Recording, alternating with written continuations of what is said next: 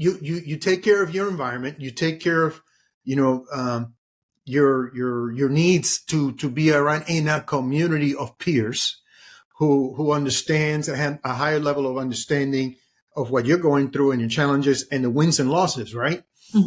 More than a spouse. Most of us are not in business with our spouse. I mean, that's been my experience. I'm not saying that doesn't happen. Right. I'm saying that a lot of the people that I know, if I went into if I talk to the next 100 people that run a business that are close to me, most of them are not working with their spouse. So there's going to be a disconnect. There's going to be love and understanding to a certain level. Right. So you look for those spaces. That's amazing. Now, the other question that came to me was, you look for ways, at least that's the way I heard it. If you have agreed upon targets and it's time to review, right? You set them, you're doing the work as a team. And now it's time to review it because it's periodical, checkpoints. And you see that perhaps one area is not hitting expectations. Let's just say that. I found it interesting that you first look inwards and say, what role did I have as a leader in contributing to the fact that we're missing? You didn't go to the person and say, you're doing it wrong. You went in first. You said, what did I do or not do? Or what happened in the environment that contributed to us not hitting a target in that space, before I go to the person in charge of that space and say, look, man, you're not cutting it. What happened to you? Yeah. I think it's, I think as a business owner or as a leader, you have to make sure your team has the tools, the resource, and is well equipped to be able to launch these things. I think you have a team that's willing, but sometimes it's not necessarily something they've done before. It's something they think they can go, and then they might get stuck. And then there might be a moment where they feel uncomfortable asking for help. And so there's a lot of these things that you're looking out for as it's almost not quite a parent, but very much in that space of monitoring what's going on. You got to know what's happening in their personal life to the extent of how it's affecting their work. And so you're looking for, yes, the office chit chat to make sure that you know what's happening to ensure that you can provide the best support. For us, one time when we were doing this, we realized that, someone was going through a really difficult time. And so we said, hey, that's okay. Let's pause the target. Let's take care of you. And here's maybe a shift in your work schedule and your work responsibilities for this time period. But you have to make sure that you're going to see a therapist, on a weekly basis to ensure that your mindset shifts, because you want healthy team members. First and foremost, these are individuals and you want to care for them in that capacity. And then you want to come back and bring them to the work. And so when we started seeing that shift, a lot of our team members have been with us throughout COVID. And so the, super involved, super chatty team, when you're in place versus having to be isolated back home, it used to be an option, but it wasn't mandatory. And so when you take somebody or people that, like engagement, and all of a sudden they don't have any, it just starts playing games with their head, with their emotional space. And then we started saying, you know what? I'm not the only one that needs a therapist. Hey guys, we have a therapist. I spoke to my therapist during session. I'm like, oh my gosh, I think my team is struggling and I really don't know how to reach them. I also don't want to know that level of personal information. Right. Exactly. And so I'm just like, how do I tread carefully? But, you tell somebody, hey, go see a therapist. And they're like, yeah, I know, I'm going to go do it. But how many people actually make the effort to lock it in? And so I talked to her and I said, okay, if I give you my credit card, if you give me your number and then my team calls, will you expedite and get them on a slot? And she said, absolutely. And so then we went back to the team and we said, hey, here it is. She's available to talk to you guys. And I think one team member took us up because the other said, I don't need it. And then we're talking and they're telling me all these things during their one-on-ones or check-ins. And I'm like, and you didn't go to the therapist? And so then we shifted it and we said, no, now it's mandatory. So now you have to talk to somebody at the beginning of the year and at the middle of the year, just to check in on how you're feeling in your performance and how you're feeling. And then if at any point in those periods you feel like you need more support, then we have a conversation, because she gives you the tools to feel like you're not alone. And then they can approach me and say, hey, I need a couple more sessions, or whatever the dynamic looks like at that point.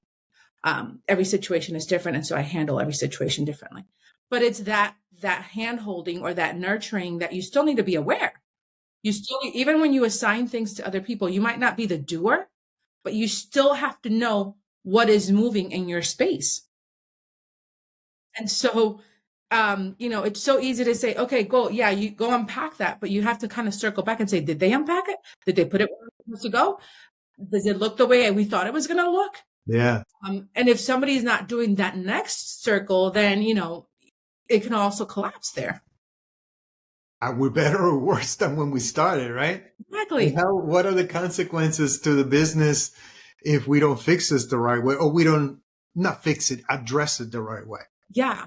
So it's always like, it feels like it should be a one and done. These are the goals. Go make it happen. No, right? But, in baseball, everybody starts the year, day one with like, what are we going after? We're going after that championship. And so, but, you go at it often enough, your body gets tired. The mind is playing games. External factors are playing games. And so how do you still have how do you keep your performance, and how do you keep your eye on the ultimate goal? That's amazing. Well, listen, we hit like 2 out of the 3 major areas that I think about when it comes to building a team culture that performs. Because it could be a negative, dysfunctional team culture as well, right? But a culture that performs. Number one, you said the global targets is a collaborative effort to set the targets. That's what I heard. There is an ongoing review process that say, hey, are we going in the right direction? What do we know today that we didn't know when we set these targets? Do we need to adjust? Do we need to put more fuel on this fire and get there faster? What investments we need to make in terms of people, money, resources, whatever. So you have that process. Then you have the process of correction, right? And building a team culture that says it's okay to have these corrections. It's okay to have these conversations along the way. It's okay to make adjustments along the way. A sidebar. Somebody told me, I've learned this through other people, and then I learned it myself, that I would rather have errors of action than errors of inaction. Mm-hmm. Like something went wrong because I did something versus something went wrong because I didn't do something. Mm-hmm. So that's part of the culture. Part of the culture is that we're going to make mistakes. Yeah. And we're not going to be, what should I say? We're not going to over-index on the punishment, right? Right. For mistakes. It's going to be like, we're going to address it. We're going to fix this together. Yeah. I always tell my team, I said, look, I'm not afraid of the things that we're going to break along the way, because we have the talent to fix it along the way as well. I think it's really important for us, like, there's a no blame culture. Like, yes, we need to find the source of what happened. The ultimate reason we want to find the source is because we want to make sure that it doesn't happen again. And we want to make sure that the entire company knows, hey, this, we might have not been clear. This doesn't happen again if it's something that might be experienced by other team members.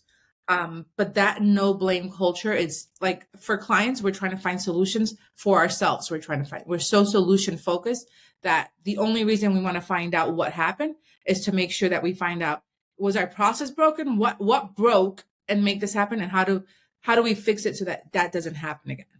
Yeah, I get that. So that was the second thing. The third thing that I wanted to ask you about is, because I've seen you in action. I have witnessed firsthand how your team behaves in your offices, how your team behaves and executes when you're out in the marketplace, when you go individually, when you go together, and I can see the culture in action, right? So that's why we're having these conversations. And we're not talking theoretical here. We're talking about things that are happening today in the KEM Business Solutions team. So the last thing I want to, or the last area that I want to have a conversation on, the third area is, how do you take care of your team? How do you mentioned health is important. You mentioned, headspace is important. You mentioned clarity of target is important. How do you take care of them? Because you take care of your employees or your team members, and they will take care of your business. They will take care of your clients. What things? Give us examples of what you do to build that culture that, look, man, we care. We care, I care, and I care about you first. I think one of the things that we implemented, because when I started it, it was myself and my business partner, and we would text and email each other all hours of the night. We didn't think of it any other way. So one of the things that when we started bringing in team members was like, oh, shoot, that can't happen. We can't email somebody late in the evening because that's going to trigger for them. Oh, my boss sent me this. I should have done it. And so it was a big shift to remember to like schedule an email to send at 8 in the morning or 9 in the morning versus midnight when I was working through it. So that was a big thing, is like figuring out like, hey, there are some boundaries that should exist. And so you want to make sure that your team feels good. And so I don't text them, and they're not supposed to text me either during the weekend, during any of those times, unless it's an emergency. So we have that clear note that if we see that person's name come up, hey, we're really trying to figure something out. So those are kind of like in the business space, some of the parameters that we defined that we're like, hey, let's make sure that this doesn't happen. I didn't let anybody download any of the emails to go to their phones because I didn't want them to have that exposure to it. And so they can have an app that they can log into because they're traveling for work, then that was acceptable, but not an automatic, continuous, thing that they get to see when they're scrolling. And that was important for me because I wanted them to have that opportunity to like, yes, disconnect, go ahead, have a break. For other areas, for example, we just transitioned to a more remote team, but our team happens to like sharing and spending time with each other. And so one of their initiatives, personal initiatives, was like, I want to work, I want to move more. And so we started, when we moved full 100% in that remote space, we initiated a health challenge. And so we went and met with a trainer. The team entirely worked out together, and we did that 3 days out of the week. And everyone still got a little bit of that taste of like, I got to see everybody, I got to hang out, I got to talk. And then we weaned it off to like 2 days the following month. Everybody worked out together 2 days. And then the final month, we were having a lot of activities. So then everybody was on their fitness. But it was just like, how do you jumpstart them there?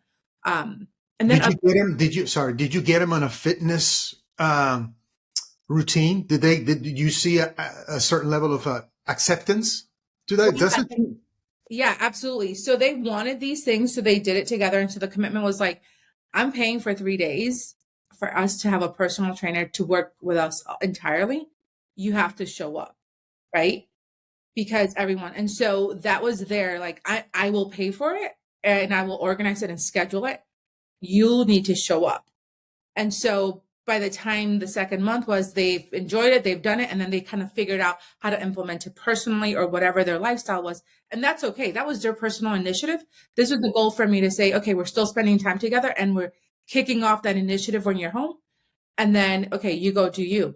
Other things I try to find were just practical stuff that you do on a day-to-day. So for example, we're in Central Florida. Costco is big here. Costco is like, we want to go to Costco. So I think everybody, last Sunday was the first Sunday with no football, and everybody was at Costco. It was just jam-packed.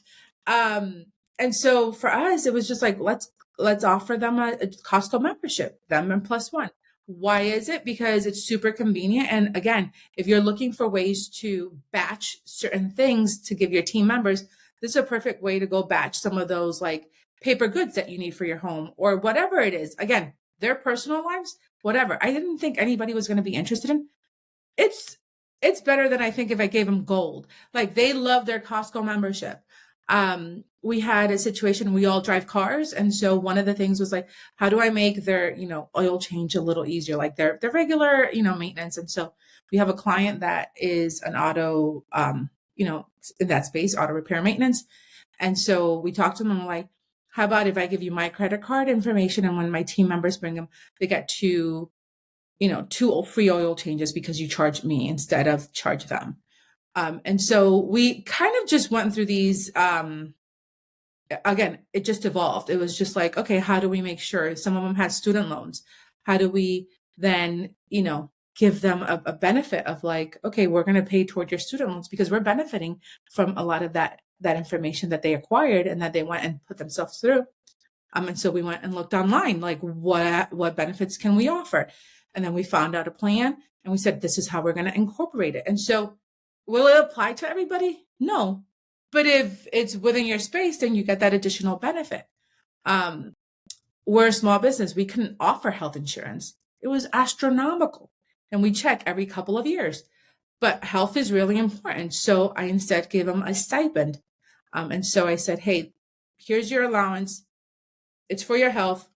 The only thing I ask is that you don't tell me I couldn't go to the doctor because I didn't have any money. Because I'm giving you the money to set aside for you to go to the doctor and you not to have this conversation. And so that was another thing. So I think the important part is to listen to your team, listen to what they like, listen to what they don't like. A lot of them want to just hang out. And that's when the, quarterly kind of events came about. It's like, let's go glass blowing. Let's go, I don't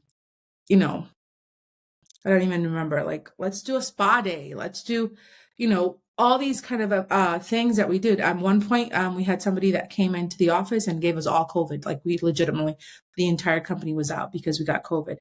And when we came back, we still had the fogginess. And so we're like, we called, at that point, we had a client that did those IV lounges. Mm-hmm. And they put all the vitamins.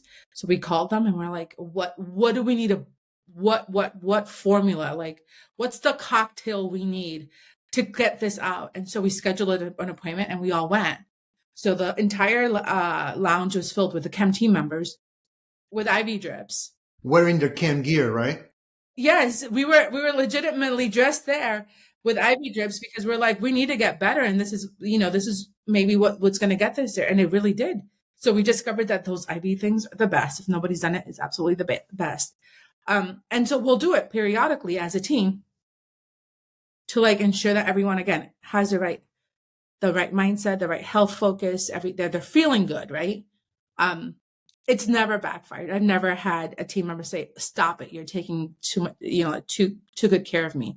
You care too much. Dang it. Yeah. Like, stop it. Don't. Like, I think, you think, I don't know if you had this experience, but most, when you go out traveling and you come back and you're like, oh, I'm going to get a little something for my kids, or I'm going to get a little something for my wife or my partner, or whoever. So one of the things when I go traveling, I'm like always looking for crazy socks. My team is a sock lover.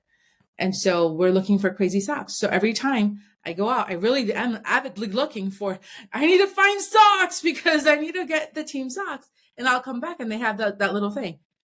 The overall dollar investment is so abysmal when you're thinking about the fact that you come back and they're like, oh my gosh, you had a business retreat in Cancun and you came back and you found these cute things for us. Thank you so much. Like and so I think it's really thoughtfulness. Like we hear like treat other people the way you wish to be treated.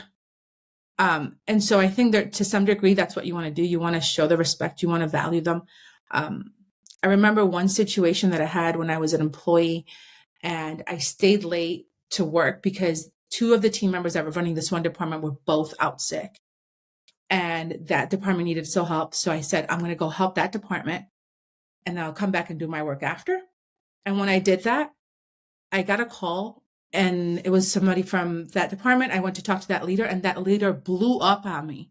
He screamed, he threw stuff, and I could not believe that was a behavior that was acceptable when someone was stepping in to help. And so I think in my mind that just, it shaped the environment that I was like, I will create an environment where that does not happen. I will create an environment where, if mistakes happens, we talk about it. If we're finding solutions, we want to make sure that everyone feels like their side of the story has been heard. and that we can move forward in a healthy way. Otherwise, I don't want it. Yeah. Wow. That's amazing. And Liz, what I heard, what I got out of all of this is that you listen to what's valuable and needed by your team members. It's not always the same for everyone, but you're hyper aware of what their needs and wants and desires are, both inside of the work environment and perhaps sometimes outside of the work environment. And you're willing to not only listen, but invest. Everything that you talked about, that you mentioned, you listed as things that you do with and for your team. They take energy, they take time, they take resources, but the payoff is huge. Absolutely. If you're trying to create a culture that produces, a culture that wants to be together, a culture that wants to work in a team environment, not just a group, right? Group and team are two different things. You're creating a team of performers who want to be there, who are aligned with mission, and they want to be there for the long term because they see themselves winning with you. I mean, you got to listen to what the gaps are, the needs, the gaps in their personal and professional situation is. I mean, things like Costco. I mean, it sounds so simple, but it's so valuable. I'm a loyal Costco guy, and I still go to the store. I don't use the Instacart stuff. That's sometimes I want to walk a mile. You walk a mile inside of the freaking store, if you go through every aisle. And you come out of like $300 later, but that's the unintended consequence. So that, doing the spa, amazing. Doing that's spa to me is physical and mental health. Yeah. And when you go to the gym, it's physical and mental health because you got to focus on what you're doing. You're not thinking about other things. And providing that guidance, whether it's a personal trainer, whether it's a health spa service provider, right? You don't go there and just do your own thing or just throw some rocks on your back or go into a sauna. You're guided through that process. Going through setting the boundaries, the professional boundaries. I said, look, I don't want you to go through the experience that I went through before because that did not serve me. And I don't think it will serve you either. And this is important to you, it's important to me, and we have an agreement that there are some boundaries. So the bottom line is you're investing, you're listening, and you're investing in your team. How can you get a better team if you don't invest in your team? Absolutely. And I think a good rule of thumb, if anybody here, is like, how much money should I invest if we're doing that? And I always say, listen, at least 1% of your gross revenue. If you're looking at that, that's a really good marker. Anywhere between 1 and 2% of your gross revenue should go to I'm investing in my employee culture, my celebrating the holidays, whatever holiday is for you. Mm-hmm. Celebrating the holidays, celebrating birthdays. You feel like people, that's only for kids. You should see these grown people when they walk into the office and they have happy birthday and balloons and their favorite snacks are available that day, or you have healthy snacks, of course, because I've been to the gym 3 times a week. Yeah. I mean, healthy-ish. Healthy-ish, yeah. But it's just knowing there's so many things that you like as a business, as an individual. And I think if you use what you like as an individual as a starter, that's a good way. And the other way is you survey your team. We survey our team regularly, and they have this sheet that is their favorites list. Every team member has to complete a favorites list. What's your favorite restaurant? What are your favorite colors? What are your favorite, but whatever it is, it's that list. So that if they ever did anything that was so above and beyond what our expectation was, we can incentivize them with something from their favorites list. That's amazing. Can I send you my list? Well, you have to be kind of a KEM team member, a continuous team member for that. But yeah, send me your list. I'll make sure that Cynthia's aware of it. I'm sure. And I update it regularly. Perfect. But, man, this is how you attract and retain team members, right? Being that intentional about it. And I thank you, Liz, for being so transparent as to what you do, how you do it, why you do it, which is the most important thing. And you even went beyond and said, look, this is what we invest. This is what it means in terms of dollars and cents, 1 to 2%. And the return is going to be huge. I promise you that. So what does that look like? If you make $100,000 top line gross revenue, that's $1,000 to $2,000 a year. Can you do that? Can your business support that? I promise you that when you do that, you will see a significant uptick in productivity and significant uptick in job satisfaction, a significant uptick on mission alignment, and all that has positive financial consequences. Yeah, I call it investing in your balance sheet, right? Because your team is like, a value. So there's a profit and loss, right? Where it's just like, this is how much money came in, this is how much money went out. Well, that's the intangible. Like that's what you're not going to see come in that P&L. But you're going to see it in your balance sheet because you're going to just see the overall value of your business just get better because of this investment. You see it in retainer earnings. You see it in goodwill. All those lines that you got to put a number to, and you can put a number to. It's amazing. It's amazing. Take care of the people, and the people will take care of you and your business because they will take care of your clients, and that's what you're looking for, right? Absolutely. So, is there anything else, Liz, that you would like to share when it comes to team culture and build? Actually, before you do that, I meant to say this. I have witnessed firsthand how KEM Business Solutions, under the leadership of Elizabeth Ortiz, takes care of their clients. They do appreciation events. They bring partners into the space as well and do amazing high-end social events where it's appreciation. You're appreciating outwardly and in public your clients, your partners, etc. My wife and I have been to those events multiple times. So I want to thank you publicly for including us in your celebration. And beyond that, what we learned here today in this episode of LatProXperience is that reflection of what happens internally as well. Because there's plenty of organizations that pitch a party line, to say it like that, to the outside world. We take care of you like nobody's business. We will give you all the service that you could possibly think of needing because we love our customers and we will take care of you no matter what. But internally, they're beating down their employees. They don't take care of their employees. Employees feel unrecognized. They feel unwanted, unappreciated. They're overworked, underpaid. And I've seen that even in health organizations. I won't name names, but large health organizations, where their product is improving the health and wellness of their clients, their team is completely spent here and physically. So they don't take care of the people inside, but they claim that they will take care of you as a paying customer. So there's a disconnect. My point with this is that when it comes to Elizabeth Ortiz and KEM Business Solutions, I have witnessed that is very congruent. That the care that you take care of or how you take care of your team internally on an ongoing basis in a meaningful way is reflected in the marketplace. Because I see it. I've seen how you take care of your clients. I've seen how your team wants to be part of taking care of your clients. So I just wanted to say that before we wrap up, because if I don't say it right now, I'm going to forget. Thank you. It's always nice to see it. I like to be the people watcher, the observer. So sometimes they'll go to an event and I like to just show up and surprise, and I'm always so proud. It's like a proud parent, like, here's the product. This is awesome. They do good. And I think for anybody looking to implement or shift, I think you want to go in with grace, right? Don't beat yourself up for everything that hasn't happened or hasn't been done historically.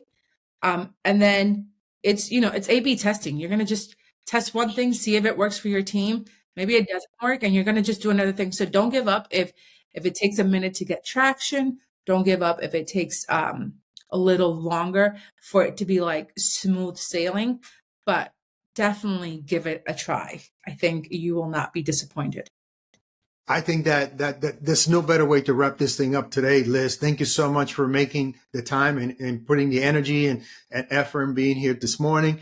I thank you again for always bringing the best of you to LatProXperience, and every time that we talk. So it's not just when we're in public like this, but in private as well.